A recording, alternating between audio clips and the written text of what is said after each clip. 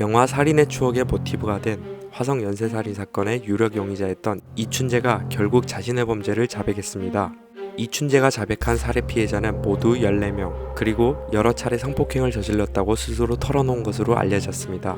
그의 어린 시절을 기억하는 사람들은 하나같이 착하고 조용한 아이로 기억하고 있습니다.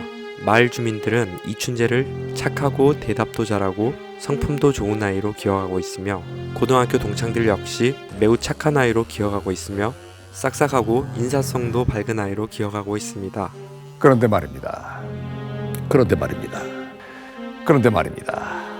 어디서 많이 들어본 이야기 같습니다. 왜 항상 악마 같은 범죄자들이 잡히면 주위에서는 이런 소리를 하는 경우가 많은 걸까요? 우리는 대체 어떻게 이렇게 악마 같은 범죄자들을 피할 수 있을까요? 연쇄살인범들의 특징을 분석해서 조심하는 수밖에 없습니다. 일단 연쇄살인범들의 일반적인 특징에 대해 알아보겠습니다. 첫째, 일정한 직업이 없거나 있다 하더라도 인정받거나 우수한 실력을 나타내지 못합니다. 둘째, 연령대는 20대 후반에서 40대 후반일 가능성이 높습니다. 셋째, 결혼하지 않았거나 결혼에 실패한 독신일 가능성이 높습니다. 넷째, 평소 속을 잘 드러내지 않고 조용한 편으로 눈에 띄지 않습니다. 다섯째, 간혹 아무것도 아닌 일로 자신을 무시한다고 화를 내거나 싸늘하게 돌변하여 주위를 놀라게 합니다. 여섯째, 사는 곳이나 개인 물건 등을 남에게 보여주지 않는 등 사생활을 철저히 감춥니다. 일곱째, 진지하게 대화하거나 남의 말을 잘 들으려 하지 않아 친하게 지내는 사람이 없습니다. 여덟째, 때로 멍하게 공상에 잠기거나 다른 세상 사람처럼 느껴집니다. 아홉째, 과묵하고 반항적인 모습이 때로는 매력적으로 보이기도 합니다. 열 번째, 이성관계에 서투르면서도 좋아하는 사람들에게는 집착이 심하고 지나칠 정도로 잘해줍니다. 11번째, 이성관계에서 마음을 나누려 하지 않고 일방적인 애정 표현으로 상대방에게 부담을 줍니다. 12번째, 부담스러워 헤어지려고 하면 감정이 폭발하여 폭력을 휘두르거나 섬뜩할 정도로 차가워집니다. 13번째, 좋아하는 일이나 취미, 대상에는 대단한 집중력과 인내심을 보입니다. 14번째, 폭력이나 절도, 성범죄 등의 전과가 있거나 이런 사건과 관련해서 경찰 조사를 받은 적이 있습니다. 15번째, 거짓말을 아주 능숙하게 합니다. 물론 이러한 프로필에 모두 해당되는 연쇄살인범이 있는가 하면 일부는 적용되지 않는 연쇄살인범도 있고, 상당 부분 해당되는 사람 중에서도 살인이나 폭력, 범죄와는 전혀 관계없는 사람들도 있습니다. 그럼 연쇄살인범들의 관상 또는 면상을 한번 살펴보겠습니다.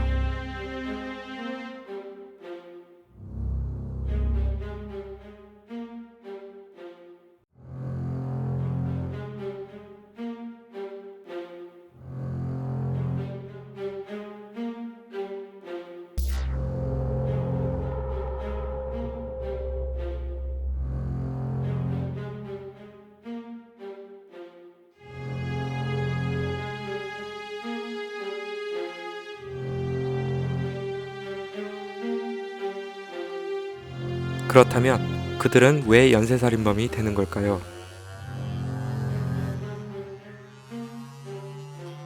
최근 DNA 구조를 분석하고 활용하는 유전자학과 뇌구조와 기능을 연구하는 정신의학, 신경전달물질과 체계를 연구하는 신경학 등의 발달로 연쇄살인범 등 특히 폭력적인 범죄자는 일반인과 다르다는 결과들이 자주 보고되고 있습니다.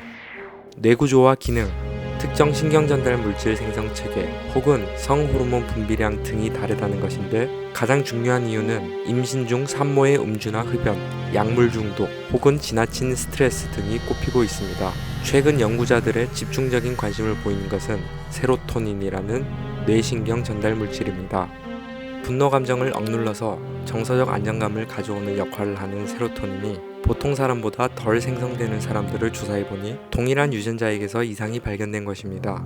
실제로 네덜란드에서는 3대가 지나치게 폭력적인 집안이 있어 조사해보았더니 할아버지, 아버지, 손자 모두에게서 세로토닌 생산 관련 유전자가 손상되어 있었다고 합니다. 또한 미국 법조계에서는 살인범들의 변호인이 세로토닌 수치가 일반인보다 낮다는 측정 결과를 제시해 감형을 받는 예가 여럿 있을 만큼 증거로 인정받고 있기도 합니다.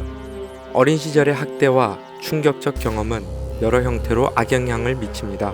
우선 뇌 기능 자체가 문제를 일으키는데, 학대받은 아동과 그렇지 않은 아동의 뇌를 단층 촬영한 결과 학대받은 아이들은 되뇌피질 전두엽 부위 또는 두정엽 부위가 지나치게 작거나 활동이 저하되는 연구 결과들이 보고되었습니다. 이러한 뇌기능 손상으로 인해 학대받고 자란 아이들은 감정이나 충돌 조절, 정서, 학습 능력 발달 등의 문제를 일으키고 이것은 다시 대인관계 문제와 문제 해결 능력 부족으로 이어져 청소년기부터 다양한 문제를 일으키는 경우가 많습니다.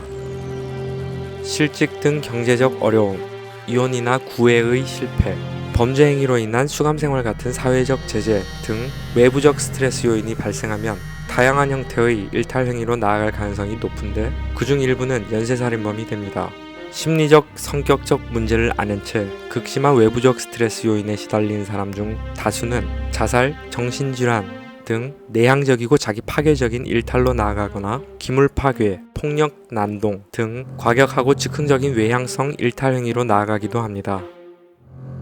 심각한 심리적 성격적 문제를 가진 사람들이 거듭되는 좌절과 실패, 거절 등 스트레스 환경에 노출된다고 해서 다 연쇄살인을 저지르지는 않습니다. 내면적 문제를 화약, 스트레스 환경을 뇌간이라고 한다면 불이 붙거나 방아쇠가 당겨져야 폭발하거나 발사되어 파괴를 하고 인명을 살상합니다. 유영철의 경우 교도소에 날아든 아내의 이혼 통보를 촉발 요인으로 볼 수 있고 김대두의 경우 교도소 출소 직후에 만났던 사람들의 적대적인 눈길과 냉대가 촉발 요인이었다고 할 수 있습니다. 정두영의 경우는 돈을 벌기 위해 강도를 계획했다가 현장에서 마주치는 피해자에게서 도전이나 무시 등을 느낄 때 분노가 폭발해서 무자비한 살인폭력을 휘둘러댔습니다.